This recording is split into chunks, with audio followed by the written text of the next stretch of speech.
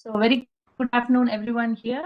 And on behalf of Red Pond Educational and Psychological Research Center and Low Pond Counseling Center, along with Dr. Suresh Kumar Murugesan, I welcome you all to today's session. And today we have Dr. Veena with us, and she's going to talk about how to conceptualize the cases. We have already dealt about what the case studies are. Hope you will take that information forward and have a better understanding today. Thanks for the session being present here, and now the floor is yours. Thank you. Thank you so much, Dr. Chandra, and a very good afternoon to you all. In the earlier session, we have discussed about the case study, and I told you, like in the forthcoming session, I will tell you what is case conceptualization is all about. So, what do you mean by conceptualization?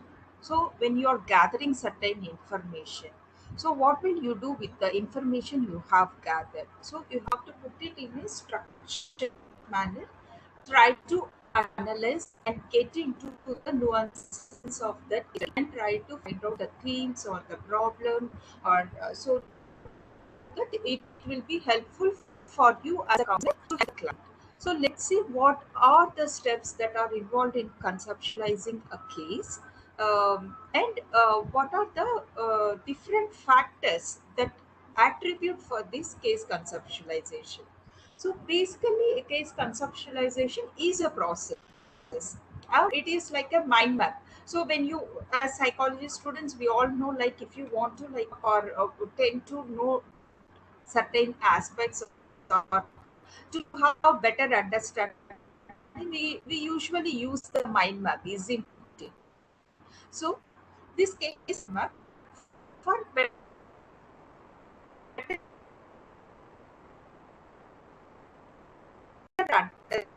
understanding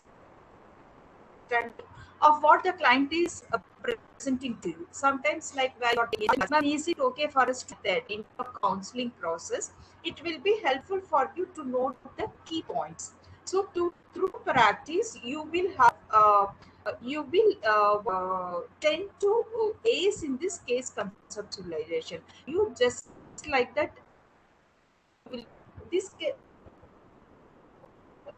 conceptualization provides counselors with coherent plans. So you know, like what exactly to do with this client, even for treatment interventions and also the therapeutic lenses. Like I told you, in some cases, not only I mean only the psychological intervention is not enough. Sometimes you may need to refer them to some psychiatrist for medications. So this case conceptualization will give you an exact idea whether the person wants any pharmacological treatment or not, and also it increases the likelihood of achieving your treatment plans. No, it will make things very simplified and in a systemic and structured way. So case conceptualization provides a useful framework for the therapeutic process, and also uh, this concept of supervision is very much there in Western countries. So, if you are a counselor or a therapist, it is mandatory for you that you are guided by a supervisor. So, you will have points for that. Even the supervisors are also supervised by their superiors. So, supervision is something that is very much vague in Western countries, and that concept is introduced in our Indian context as well. And also, if you join any courses like your post graduation and you do your internship, so you will be supervised by someone, and this course or sessions what you are doing is also under the supervision of a resource persons, isn't it? So case conceptualization can provide you work where you could like discuss your cases with your peer groups or with your other professions. Okay, and also it is extremely important for therapeutic process. Unfortunately, certain fields overlook this case conceptualization, like the marital and family therapists or social workers or certain. PCC is nothing but this is a community college associated programs. So developing a solid understanding of this CC I'll call it as CC, that is case conceptualization. It will not only help in your clinical practice, but also sometimes what happens, it will be very helpful for you if you are pursuing higher studies as well. So, what goes in a good case conceptualization? CC is, like I told you, your MSc, mental state examination, presenting problem, history, diagnosis. So, when you do a diagnosis, you should give the justification why this. Like I told you, the concept of anxiety, isn't it? If a person has anxious, it doesn't mean it has to be generalized anxiety disorder alone. There could be lot of other factors or a lot of other conditions also that is attributing for the anxiousness. So you have to justify your diagnosis. So CC will be helping you. And treatment plan and course of treatment. And sometimes there are certain conditions like human diversity considerations and legal and ethical issues. So as we move on into the session, I will elaborately explain you what these things are. And the last one would be the prognosis. Prognosis is nothing but the way or how a case or a condition prognosis, the path it takes, that is known as prognosis. So if you are in a medical this thing, if you give certain medicines for certain diseases, so what happens after the treatment, whether the disease is cured or whether it is like what to say, decreased, the suffering is decreased or it became bad. So the condition after the medication is known as the prognosis. So when we look at the MSc, mental state examination, what are have already you know, but still I am reminiscing. Okay, so the components in MSc include appearance. So physical appearance is must, because when you are not mentally stable, you are unkempt, that itself shows, isn't it? You can see, for example, you can see people who are mentally unstable wandering on the streets. They'll be having unkempt hair, they don't look good, uncleanliness, unhygienic. So that will give you an idea like this person has some problem. So you have to look in for the physical appearance. You have to look in for the behavior, how the person behaves, whether he is having any unusual behavior. Certain people will be having, they keep thinking their fears. If they are under tension, no, they keep on doing something. They keep on picking. There is one typical case where I have counseled a college-going student. When she becomes anxious, without her knowledge, she keeps on plucking her hair. She keeps on plucking her hair. And there is a trichomillomania, which is known as people will be swallowing hair. If you could see in WhatsApp or YouTube, you could see cases where they find this much of ball of hair inside the stomach. So because these people are anxious, to cope with that, they try to pluck there and they used to swallow. So you have to look in for these sorts of unusual behaviors. Cooperativeness, how far the client is cooperating with you, that gives whether the client is feel the moods of the client, whether he is hyperactive or whether he is gloomy, he is feeling low. And speech is also a essential thing, because that gives you, when we look in the speech, it is how the person articulates, how the person assimilates what we are saying, whether he is able to take that message and try to interpret it, whether he is in a position to understand it, whether he is in a position to articulate it incoherently. Idea regards to your mental examination. And more, like I told you, is very very important, because a lot of other psychopathologies are involved. If you look at your bipolar disorder, so there will be a cycle of hyper state to the maniac state. You consult the client when he is in a maniac state, he will be like too colorful, too bubbly, too sometimes aggressive also. But when he goes in aggressive mood, he will be like gloomy. He will be having suicidal thoughts. He will be like weeping. No, the person who is very jolly and aggressive or something, he will be like a person, I don't want this life, and how you are feeling right that moment. Okay. And thought content and process, like I told you, whether you're able to take informations, whether you're able to what to say, in case if someone is communicating, whether you are able to take it, analyze it, the encoding, decoding process, also interpretation, all this, whether you are able to carry out this process or not. But cognition, it is with your thinking, reasoning, and decision making. The last one would be the insight or judgment. Sometimes we call it as intuition as well. Like some people will be having, I have a feeling that I don't want to get it. I have a feeling that I have to do this. I have a feeling, sort of. So, all these things come under your mental status examination. So, the next one would be the presenting complaint. So, like I told you, when a client comes to you directly, he will not be saying, uh, I'm having stress, I am having some problem at my workplace, I am having a fight with my wife. So he'll not say that directly to you. He'll be saying, I'm not able to sleep for 1 week. I'm not, no, I don't feel hungry. When you probe detail, why, for how many days you have this problem, all these things, from when it started, then he will say, one day my boss has scolded me in front of all the colleagues. I felt very bad. From that day onwards, I was not able to sleep properly. So that would be the presenting problem. I mean, like, the presenting problem would be sleeplessness, but when you probe into that, the cause would be something else. Okay. So and this speaks of importance of client's autonomy. That is like what the client wanted to say, or client decides that this is the problem. Okay.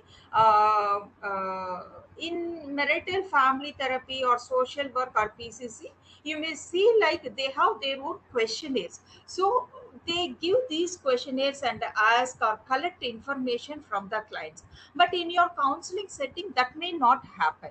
Huh? That's the reason you should know what is CC is about. In history, again, uh, you will be asking about the treatment history, medical history, like all. If there is any psychopathologies, or if there is any sort of relational history, that is any previous history of psychopathologies, or any other comorbidity,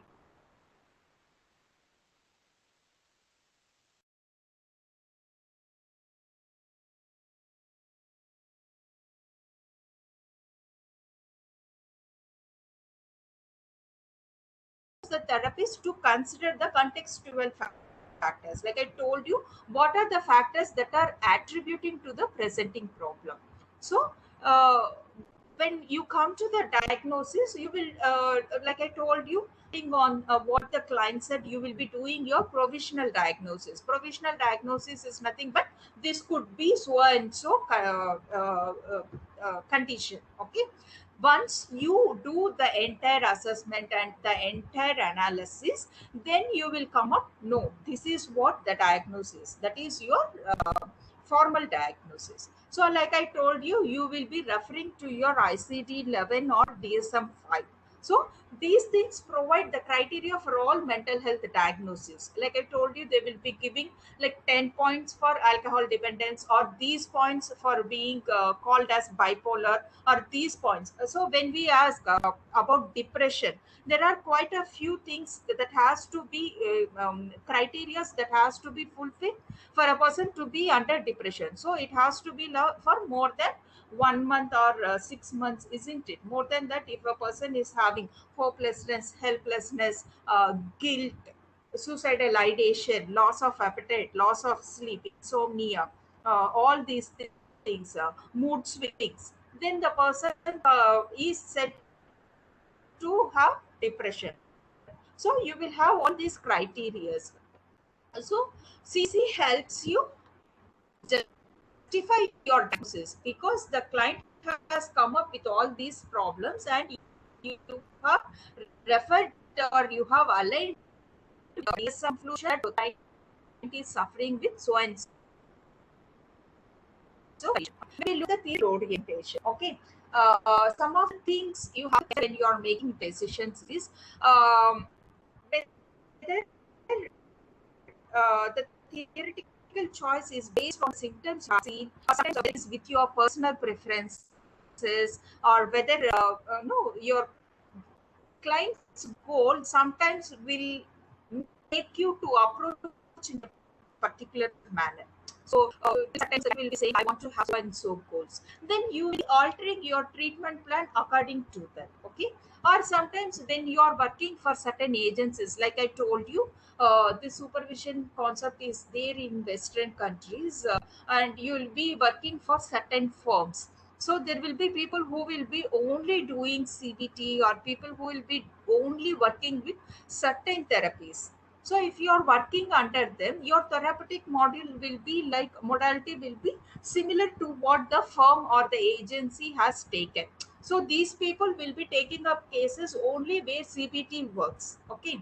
So this is you should have this theoretical orientation. When we come to the treatment plan and course of treatment, the therapist should collaborate with the client to identify both the goals. Like I told you, there will be short term goals and long term goals. Why short term goals is when you try Okay, to Tina, attain this. Yes, yes. sorry for the interruption, but are Huh. you changing the slides or you have not Yeah, started it? I've started. I'm We changing. are not able to see that actually, all of us. Oh, is it? Okay, I'll do one thing. I'll stop and I'll share again. Okay, thank you. Yeah. Oh, from starting, you were not able to see that, Chandra? Uh, it was just on the introduction slide with your picture. Oh my God. Okay, okay. So we were just thinking that your intro and then you will play it. But anyway, no problem, Veena. We were clear with what you were talking. Just we were Okay, saying, okay. yeah. Anyway, I'll be sharing the PPT and some more materials, okay? But still, I'll do that. I'm sorry, I'm sorry. One second.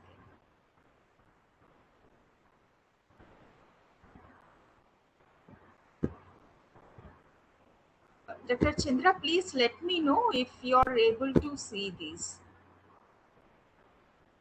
Yeah. Now Treatment, it's showing treatment plan and course of treatment. yeah, yeah. Hmm? Is it okay Okay. if I just take from this? It's Yes, okay, isn't ma'am. it? Already you took everything is clear. If we saw the PPT Huh. in a group, we will recall Yeah, it yeah. once again, ma'am. Okay, okay. Thank you so much. Okay.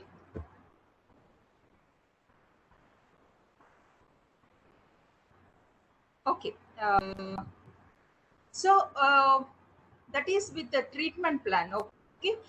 So the goals, objectives, and intervention should align with your theoretical orientation. Like I told you, no, in theoretical orientation, you have certain attributes or certain factors where, depending on that, you will be working towards your goal. Okay. And also, if there is any crisis, sometimes what happens when you are doing the counseling session, sometimes it is sometimes you will get stuck. You really don't know like what to do with this case. At that time, at that crisis, as professionals, it is okay for you to discuss this with other people. Like I told you, you'll have your supervisors, you can discuss with them or with other peers, and come about a conclusion or solution for this particular crisis. Okay. So for this case conceptualization will be very very important, because you can discuss it and come up with solutions. Okay. So I told you about human diversity considerations. Why we should know about human diversity? Because right now it is the concept where people are working with various MNCs, and when you look at the MNCs, you'll not have people only from particular religion or particular place or particular socio-economic status. So you have diverse group of people. So what works for one will not be working. You should be knowing their culture, their ethnicity, how things go with them, isn't it? So to overcome all these things, you should be in a position to know everything about diverse people. So when you're doing these things, when you're doing the case conceptualizations, you will be doing your homework as a counselor to know more about these things. Okay. So it refers to the aspects of clients that make them different from those around them, this human diversity. So such differences can include ethnicity, marital status, gender, age, religion, no, socioeconomic status. Okay. This will be referred as MSc or LSC or no, sometimes it is low socioeconomic status, or high economic status. So each one will be representing it in their own way. Okay. And there will be certain group affiliations also. Among them, they will be working together. So this will give you a cultural context. If you are working for a corporate, this will be very helpful for you to understand these aspects. Okay. And also, this human diversity will be helpful for you to consider how clients' unique cultural background will influence their presenting issues. Okay. See, for some people, because of their cultural background or religious nature, certain things are acceptable for them. But for certain people, it's not acceptable, isn't it? See, for Western people, before marriage to live together is okay for them. But when you look into Indian context, prior it was not okay, but nowadays people are accepting that as well. You have living together seen in most of the cosmopolitan cities, yes or no? So this will give you a unique understanding about unique cultural backgrounds. So this is with human diversity. When we look at the legal and ethical issues, like I told you, about the consent form, I have told you, isn't it? So this is where the consent forms and the other things come. Like I told you about the legal aspect also. So you will be telling the client, like, if I feel that you are going to self harm yourself, or if you are going to harm others, I am in a position to tell this to other persons, to the corresponding authorities. So always consider your legal and ethical obligations. That's the reason you all, as no, mental health practitioners, should know what are your ethics, what are the legal aspects that are pertaining to your profession. Okay. So this is like, have you obtained the signed releases? Sometimes when you are like recording session, you should get the consent. For a minor, you should get the consent from the parents. You also have to get the consent from the minor. Is it okay that you will be discussing this with the parent or the other authorities? And the other ethical or possible unethical relationships, sometimes you will be seeing extramarital affairs, and all those things are there. So as a counselor, you cannot be judgmental about that, but it is your duty, like how you could help uh, with the problems the client has come with, you know, without being judgmental. And sometimes it will be also very helpful for you to refer the clients to other people. Like I told you, if they needed any sort of pharmacological treatment, so this will be very helpful for you to refer them to a psychiatrist. Or if they are having any sort of physical problem, like if they say, if they are having fluctuating hypertension, I mean BP levels are fluctuating, or their sugar levels are fluctuating, then you will tell them that please go and consult your physician and get your sugar, I mean, get control of your sugar levels, or get control of your BP. Because of this, your anxious levels or your depression is persisting.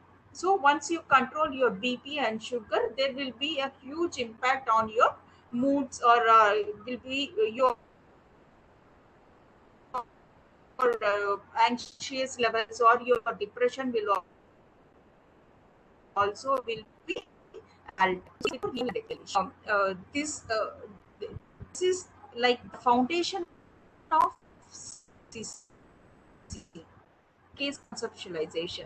There are 8 P's you have to keep in mind. So what are the 8 P's. So when we talk about case conceptualization, for you to learn quickly, there are P's. So the 8 P's would be the presentation, the position is predisposed. We will go through these things: precipitants, protective agents, attachments, plan, and prognosis. So let's see what presentation is. Presentation refers to what the client comes with. Typically, it includes the symptoms, personal concerns, or interpersonal conflicts. Like I told you, my boss scolded me in front of all the colleagues. From then on, I had sleepless nights. So that would be the presentation. The other four P's would be predisposition, precipitants, pattern, and perpetuants, which will give you more data regarding to the presenting concern. When we look at the predisposing factor renders to where the individual feels vulnerable for certain conditions. Okay. Um, it could be biological, psychological, social, or cultural factors. For instance, the same boss scolded scenario, if you take up, um, if you probe, it would have happened like the client would be from rural background, and he would be feeling low about himself. He would be feeling low about his communication skills, and he would have fumbled while presenting certain uh, uh, what to say, a presentation may go wrong because of lack of communication, and the boss would have felt bad because they would have had some international clients like that. Okay, so here the predisposition for that client would be talking in front of so many people. So it could be social phobia. Low self-esteem would be with his psychological thing. The cultural factor would be like he coming from a rural background, will he would be having lot of coping difficulties when he is like looking at the other people. When he looks at the huge buildings of the MNCs, he would feel like that he is lost. I don't belong to this place. Oh my God, what am I going to do? Even if he is very good with his technical aspect, with his studies and everything, sometimes he might fumble, isn't it? Yes or no? But these predisposing factors will give you an idea what domain is that impacting this client.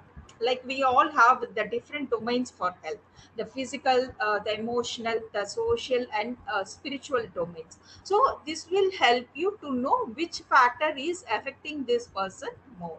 Okay, so the precipitants, like I told you, the same thing. So whether the stresses would be physical stress or psychological or emotional stress or social stress. So sometimes it could be the physical stresses could pain, some trauma. Sometimes if the person is taking any sort of psychiatric treatment, there the person would not be that active or that outgoing. He would be socially withdrawn sort of. Sometimes if he is into addiction of certain substances, he will not be in a position to um, behave normally. So these could be the precipitants. The precipitants also would be physical or social stresses. What could be the protective factors and strengths would be his family support, his friends, or his own personal coping skills. Okay, so when a client comes, you will be in any organization, you will be doing the SWOT analysis, isn't it? The strengths, the weakness, the opportunities, and threats. Okay, so this will give you an idea where the person is having strength and where the person is lacking his skill in. So this SWOT analysis will give. Uh, in the scenario I have described, the person is technically very strong, but his communication is very poor. So if you assign any job where you need technical skills, he will shine, isn't it? You can't put him in a position where the person has to communicate with other people. You can't keep him in front desk job. Okay? So these things, so protective factors and strengths will help you to analyze the person's strengths and weakness. Sometimes. you'll also know like if he is having any extra supportive system which will help him to, sometimes you need that supportive system to feel good about yourself. Sometimes you talk to your friend when you are feeling very low, that will cheer up your mood. It's a mood. So you need to know all these things. Some examples of risk factors of trauma and all these things will be like if the person is having any sort of abusive relationship, or if the person is feeling low about himself, if the person has any sort of self-harm or suicidal ideations, all these things will be influencing his personality or his behavior. Okay. So when we look at the pattern, there will be, each person will be having his own way of doing things. Each person will be having his own way of thinking, acting, to defend himself. And isn't it, if a particular problem is there, if someone says anything to you, there will be, see, some person will be ignored to what the other person has said, but some person will be holding on to that and they will be weeping. How can they say about, can say, what do they know about me? Some people will like shout and say, what do you know? They try to, so there will be different ways of coping with a particular situation. So you need to look at what sort of style or what sort of mannerism the client has. Okay. And also it reflects how the individual works, functions at a basic level. So this particular situation, whether he will have aggressive behavior, whether he have avoidant behavior. I don't want to go more about, but we have different types of personalities, isn't it? The 10 types of personalities. Where this particular person is, whether he is a narcissist person or whether he is a person like no OCD person. So for OCD people, they want everything to be perfect. They want everything to be organized. Even in the table, if the pen is like a little bit slight or thing, they really they feel so restless about it, and they'll have lot of disturbances. So these sort of patterns you have to look in for. And attachment refers to the process through which these people will go on through these patterns. Like about attachment and reinforcement. So only when you do this thing they'll be very happy, sort of. There will be certain people, when you look in organization, when there will be certain people where you can like praise those people and get things done. So that is their pattern. You praise them, they will feel very happy and they'll do anything for you. So these would be the praising, would be the perpetuant for that person to behave in that manner. Okay. Not only these, there are certain people who are dependent on substance. Families will be taking, I mean, exploiting other people, showing certain things like dangling the carrot in front of a horse. So you dangle the carrot in front of the horse and ask it go this way, that way. The horse will move in that particular direction. So these people will also be having certain perpetuants which will give the patterns. Okay, got it? So you have to looking for those perpetuants. Okay. So the next P would be plan. Plan refers to the strategies, the goals and methods which you will be taking to come up for the treatment plan. And the last one would be like the prognosis. So this final part of CC refers to like how the treatment plan is going in the proper action. Prognosis refers to the individual's expected response rate, like I told you, if you have given certain intervention. So in case if the client is having any sort of negative thoughts and you're giving CBT, so how you're giving the CBT, whether the outcome should be like the client should have reduced negative thoughts, or the client should be in a position to overcome the negative thoughts, challenge that negative thoughts, and that in turn should have impact on his behavior. So through the outcome you will know whether the prognosis is good or the prognosis is bad. Okay, so this prognosis like a forecast. No, if you do these things, this could be the outcome. So uh, it always depends on the comments and expertise uh, to have a good prognosis. And there are a few tips for writing effective case conceptualization. You follow the 8 P's I told you. Always don't be judgmental. Sometimes it's not every time what you think has to happen in a case. Sometimes you get unexpected twists and turns. So always be prepared for that. And also go with proper initial assessments. Write down everything, looking for themes, looking for patterns, and always be prepared for the worst. And always empower yourself with lot of resource materials. So that's the end of our presentation. Thank you so much for patiently listening. So if you have any doubts, I am here, you can shoot. Hope I did it on time. Thank you, Dr. Veena. You are much ahead of time with your presentation. Thank you for that. Special appreciations. And regarding the topic, my personal opinion is like you made it clear with your words, but it seems little tricky with the terms that you have used. Yes, Hope yes. on repeated reading we should become familiar with whatever you have spoken to us now. Definitely. And now Yes.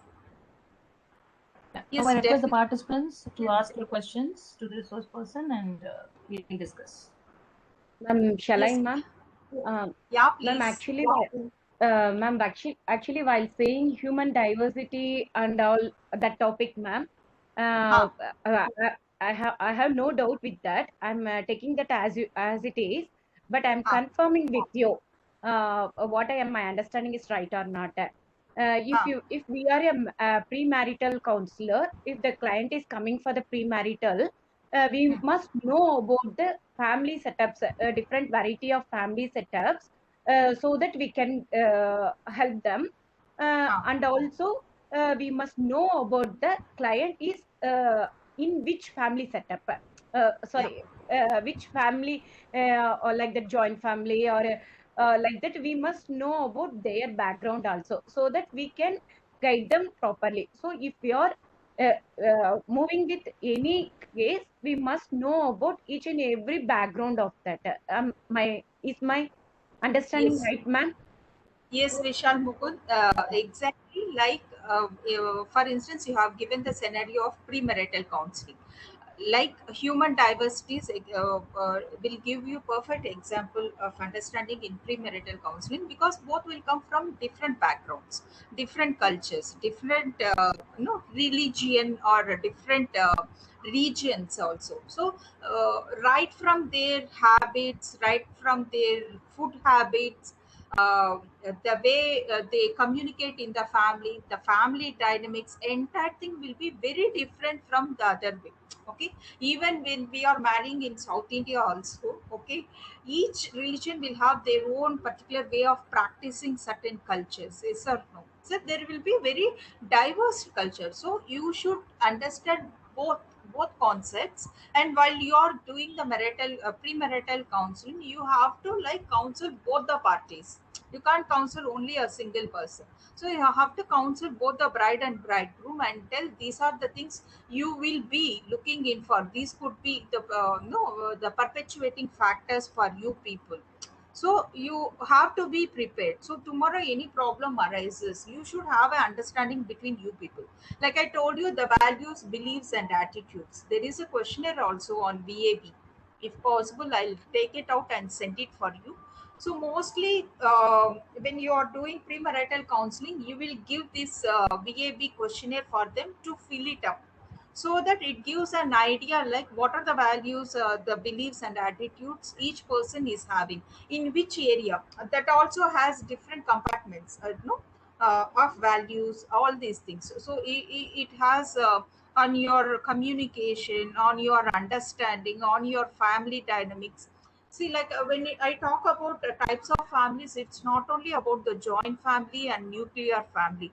When you go deeper, like I told you, the three type of families where one family would be functional, the other one would be dysfunctional, the other would be enmeshed. I mean, partially functional family.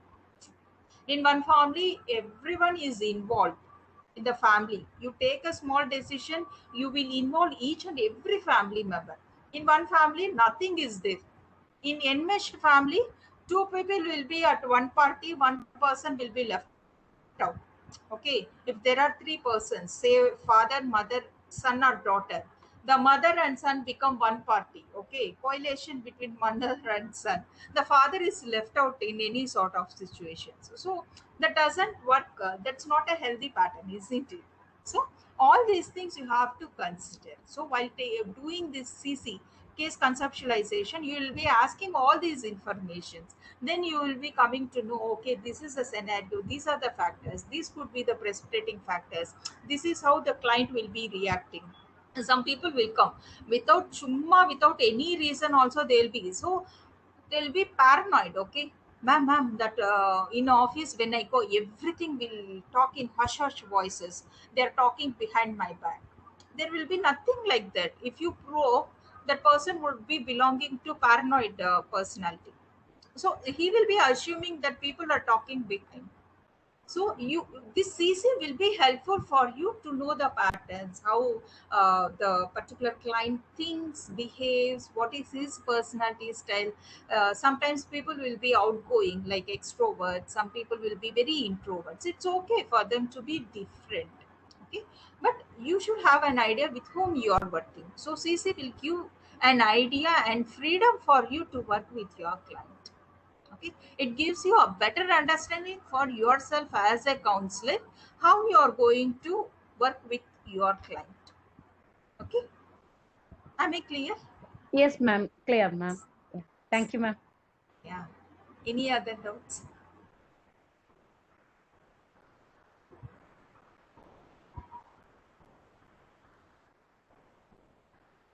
Any other doubts, feedback, comments, anything? If no means they didn't understand the topic. No, ma'am, the topic is very rich.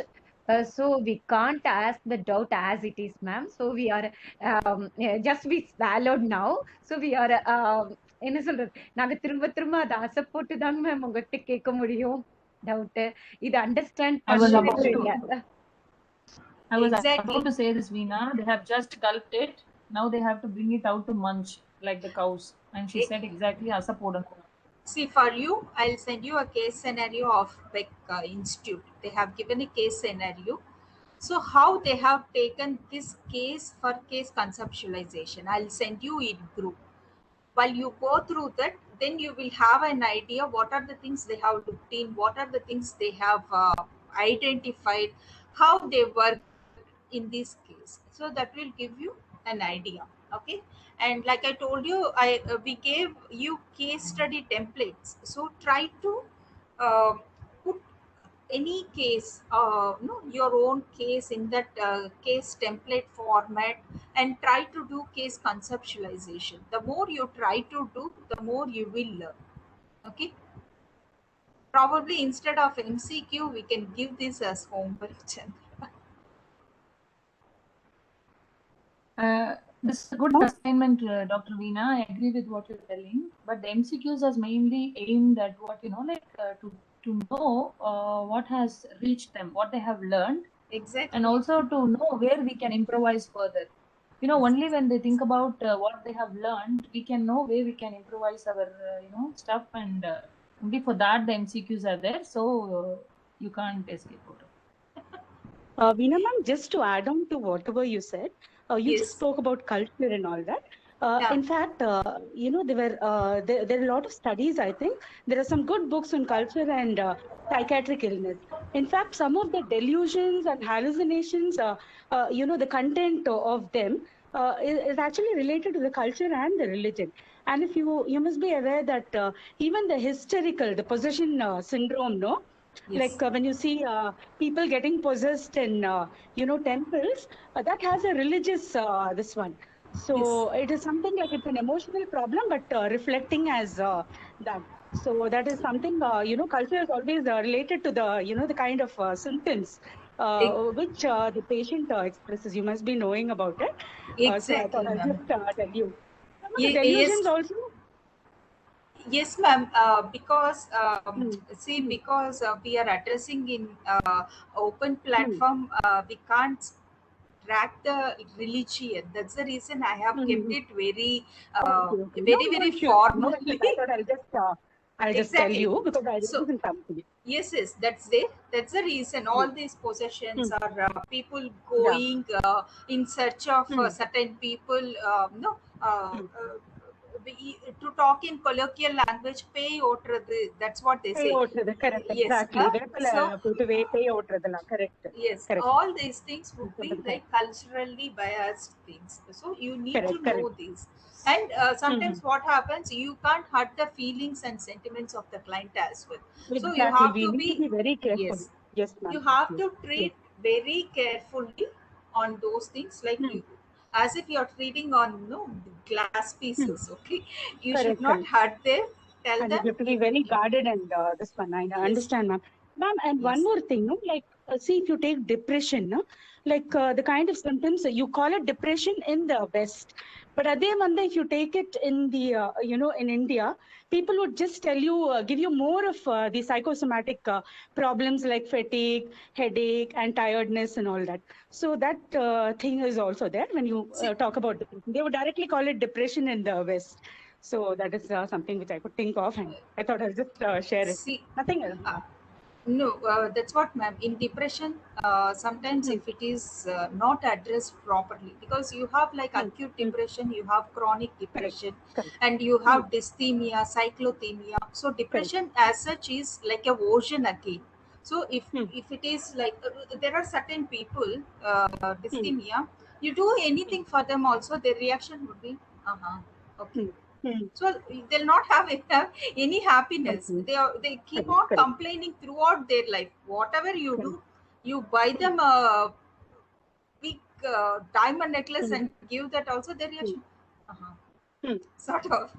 Okay. hmm, hmm, So hmm, this hmm, goes, and like I told you, you should know like hmm, when the condition hmm, is known as depression. See, hmm. Correct. we randomly use the term depression, isn't it? Hmm, Even small LKG students is, I'm so depressed. My dad didn't get me the chocolate today. Okay, that hmm, is, hmm, hmm, hmm, the child is not, no, that's hmm, not depression. He is depressed. The hmm, feeling is to feel depressed, hmm. but that is not Yeah. depression. Hmm, But what we hmm, use it, the child is under depression. hmm, This we hmm, tend to use it. So hmm, it's hmm. always no, we want Okay, okay. the labeling. Okay, Hmm, hmm, even hmm, a 3-year-old child, 4-year-old child going hmm, exploring things is quite normal for hmm, his hmm, developmental stage. But what do we hmm, do? We label him. He is hmm, hmm, hyperactive. He is hmm, ADHD. He is autistic hmm. child. No, sort of. Then how Correct. will the Hmm, hmm, child learn? See, a hmm, 40-year-old me and the other people who are 40 going, not hmm, sitting in one place and no, hmm, jumping here and there, that is something hmm, abnormal. Okay, I hmm, consider it hmm, normal for myself sometimes. hmm, Okay, but for a hmm. 3-year-old child, you label it and you coin it, that is something abnormal. Correct. That doesn't make any sense, isn't it? Hmm, hmm, hmm, hmm, So these are the things. This CC will be helpful, like I told you, hmm, mainly when hmm, you are under your supervisor, when you have to tell hmm, them like what you are doing in your counseling process. So these many, so when you are under your supervisors in Western countries, what is, you should have minimum CPD points every year for you to renew your license as a therapist. So when you are trying to do those things, your supervisor has to certify that you have attained so many CPD points. So this concept is there in Western countries, and slowly it is getting to our Indian context as well. Okay. Yes, ma'am. Thank you, ma'am. Yes, yes. Backbenchers, no noise today also. Today is my last day. At least say hi. Himatan, I think we have only one today from that group. No, Yes. no group I know, but what you dearly called as backbenchers, there is only one representative today. Hey, Marupan, can you talk a few words to Veena ma'am?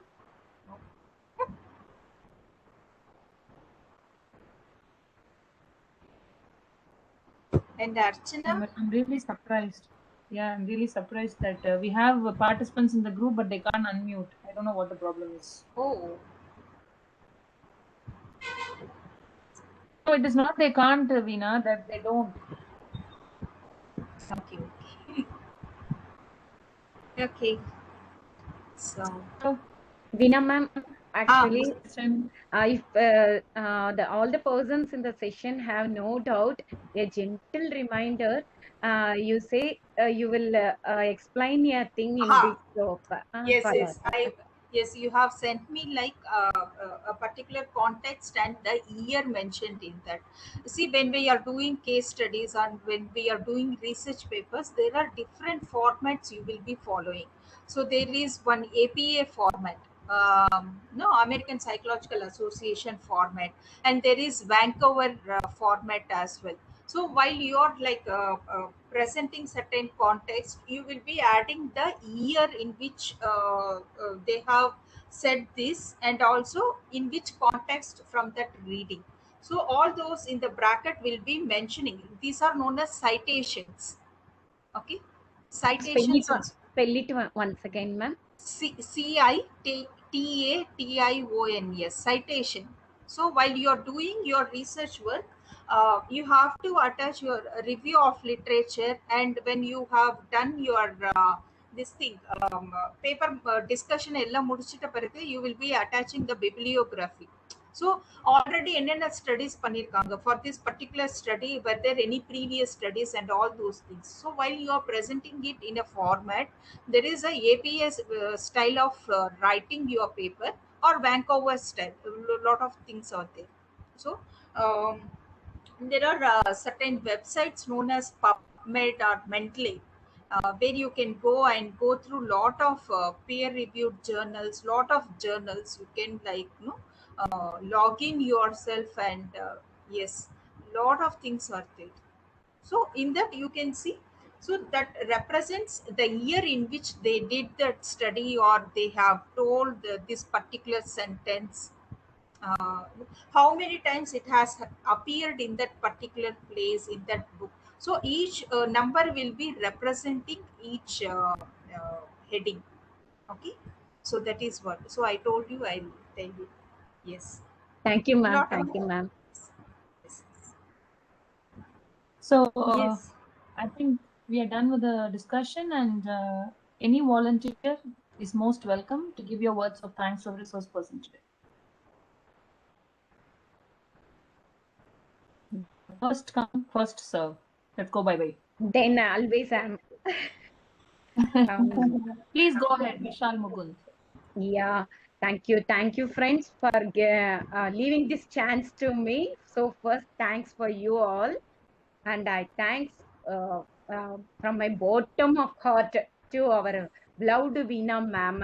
Veena ma'am, it's an excellent session, and you are always giving information that much for us, and you are always ready for us to clear the doubts without any hesitation and salichikama. Sorry, I don't get that word in English. So thanks a lot from us, ma'am. Thanks on behalf of our Chandra ma'am and our Yellow Pond Counseling Center and Red Pond and all of us, ma'am. Thank you, ma'am. Thank you. Thank you so much. And yes, like I told you, the amount of enthusiasm and what to say, uh, how much you want to learn. That feeling is making us to give our best. So it's always give and take. So as much as you people are showering your support for us, it keeps us going. So thank you all for being such an enthusiastic batch, and really appreciate you know, your what to say, thirst for knowledge or whatever it is, and all the very best to each one of you. And this journey is not going to end with this internship alone. It has started, so we'll always be there traveling along with you. So anytime anything you people want, you can always contact us. So in whatever possible way we will help you. Thank you so much. Thank you, Dr. Veena, for your kind words, and thank you all the participants for your active participation and continuous support. See you tomorrow in another session. Until then, take care. Bye bye. Good evening. Yes. Bye bye. Bye all.